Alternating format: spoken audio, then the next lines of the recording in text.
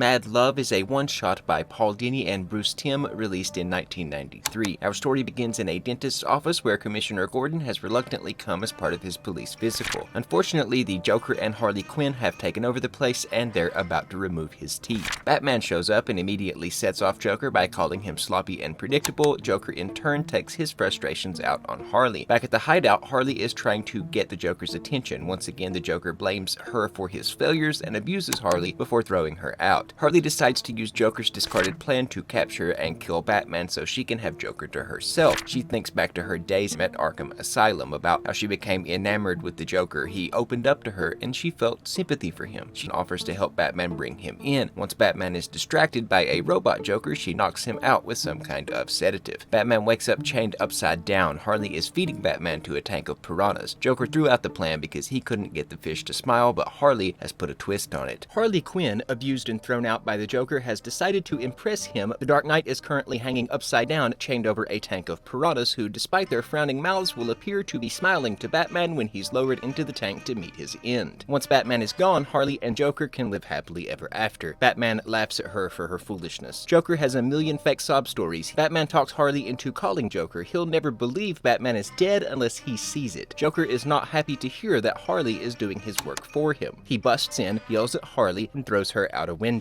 He lets Batman down, and on a whim, he decides to simply shoot Batman. The Dark Knight slaps the gun, Joker shoots the tank, and piranhas pour out all over him. Joker tries to pull out another weapon, but pulls out a fish instead. A chase ensues, leading Joker and Batman out onto the roof of the building, onto a moving train, and that's when Batman begins to taunt the Joker. He calls the Joker Puddin', absolutely setting him off. In the fight, Joker is thrown down a smoking chimney.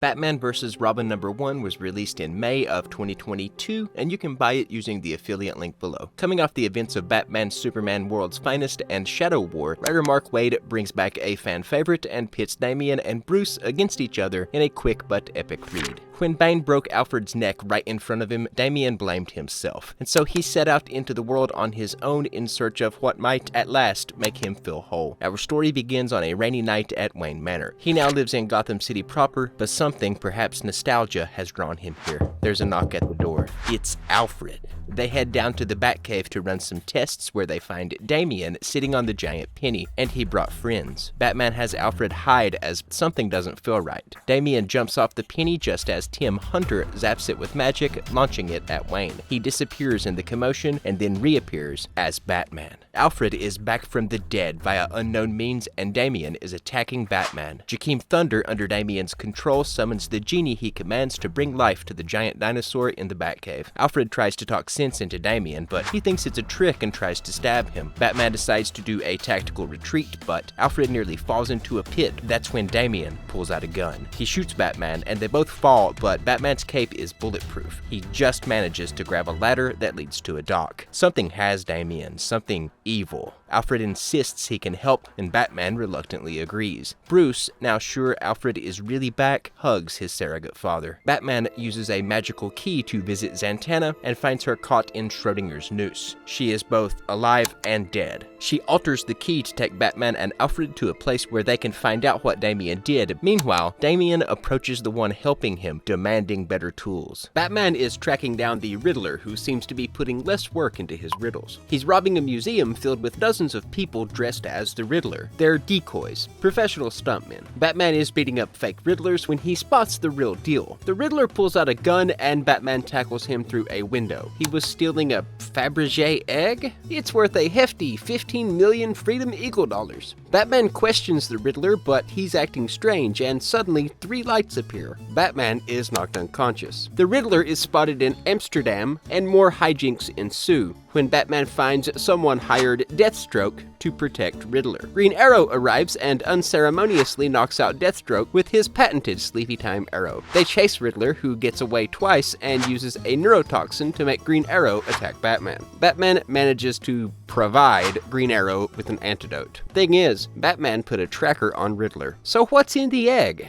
Batman goes to see King Nadame in Gorilla City. They find the stolen Fabergé egg, and upon opening it, Batman is transported to planet Thanagar and returned sometime later to a now destroyed city. After some dinosaur hijinks, Batman finds Savage, but the egg transports him into the Old West, where he meets Jonah Hex. Vandal, who's immortal, finds them, but the egg transports them back. First Hal, then Bruce, who ends up in Crime Alley. Savage shows up Back to the Future style and kills Batman, who is somehow brought back by the egg. Batman finds Savage's submarine and, playing a hunch, recites the Green Lantern Oath. He is transformed into a White Lantern. Batman tries to explain to the program inside the ring that it's not functioning correctly, but the ring chooses Vandal Savage instead. The ring's avatar starts to explain that they can open doors in space and time. Savage runs through one and Batman follows. They fight throughout time and space, and once home, Batman returns the now empty egg. The Killing Joke is a one-shot written by Alan Moore and released in 1988. The rain pours down on Gotham City as Batman pulls up to Arkham Asylum. Batman is here to try and reason with the Joker. It's only a matter of time before one of them kills the other, and he'd like to at least try and avoid such an outcome. Unfortunately, this is a decoy. Joker has escaped. Batman interrogates the imposter. We cut to the Joker, who seems to be buying a dilapidated amusement park, and we get to see exactly what he's thinking about: a whole other life, a failed comedian with an expecting wife. After the flashback, we rejoin Joker, who poisons the owner with Joker toxin. Batman is busy trying to predict Joker's next move, but he's well aware of how impossible that really is. How can two people hate so much and never really know each other? Meanwhile, Gordon is pasting the newest Joker headline into his scrapbook when there's a knock at the door. Barbara answers, thinking it's a friend of hers, but it's Joker, and he immediately shoots her. Joker has a point to prove to Batman. As the rain pours down on Gotham, Batman searches for the recently escaped Joker. We flash back. Two criminals and a failed comedian walk into a bar. That's not a joke, they're planning a burglary. The criminals want the comedian to dress as a villain called the Red Hood. Flashing forward, Barbara was shot through the spine. She tells Batman the Joker's plan. Joker is torturing the commissioner in a variety of bizarre ways I can only describe as a twisted circus. Joker, however, is fixated on the past. The night the police came to the bar to tell the comedian that his pregnant wife had died in a freak accident. The robbery goes sideways and the Red Hood falls into a vat of chemicals, forever changing his mind and body. Batman eventually receives a clue, a ticket to an amusement park. When Batman arrives, Joker taunts him and a short fight breaks out. Batman wins when Joker discovers his prop gun has no bullets. That's when Batman tells the Joker they don't have to kill each other. Gordon didn't break. He wants Joker brought in by the book. Not everyone can be corrupted. This reminds the Joker of a joke. Batman starts to laugh along with the Joker, and we cut to an ambiguous ending that leaves us wondering what happened. Carmine, the Roman Falcone, is throwing a wedding for his nephew and using the opportunity to convince Bruce Wayne to allow Gotham Bank to do business with the family. When it comes up, Wayne shuts it down and eventually takes over with a little help from Batman. This leaves the Falcone family desperate to launder all their cash, so Johnny Vitti shoots the now ex-bank president Richard Daniel. On Halloween, someone uses a .22 pistol with the serial numbers filed off to put 2 bullets through Johnny Vitti's head. They leave behind the weapon, a baby bottle nipple used to silence the shot, and a jack-o'-lantern. What will become known as the Long Halloween has begun. As they go over suspects, Batman notices someone listening in, Catwoman. She tells Batman where the Falcone family is hiding all of the cash it can't launder, and Batman and Harvey set it on fire. In retaliation, the mob bombs Dent's home. He and his wife survive, but she's injured. On Thanksgiving night, the crew that set off the bomb are killed by the same person who took out Vitti, now nicknamed Holiday. Johnny Vitti is dead, and it couldn't have happened to a nicer guy. On Christmas, the Roman's bodyguard is killed by Holiday. On New Year's Eve, Falcone's son is killed. Strange, he's the only one not involved in the family business. Harvey comes home late that night with his hair wet from the snow. On Mother's Day, Holiday kills a gunsmith. On Father's Day, Luigi Moroni is murdered. On Independence Day, Holiday kills the coroner. Sal Moroni has turned state's evidence, or so it seems. At trial, Dent's assistant sneaks him a bottle of acid and he throws it in Dent's face. Dent snaps, murders his doctor, and goes missing. Finally, on Labor Day, Alberto Falcone, thought dead, reveals himself as Holiday and tries to shoot Gordon in order to get to Moroni. Gotham's most iconic supervillains attack the Falcones, and also Mad Hatter, but there's a new face in the crowd. Half of that face belongs to Harvey Dent, now calling himself Two-Face. He puts 2 in Falcone's head and tells Gordon and Batman that there were 2 Holiday killers. Batman thinks Dent is counting himself, but in Dent's home, his wife burns a .22 pistol.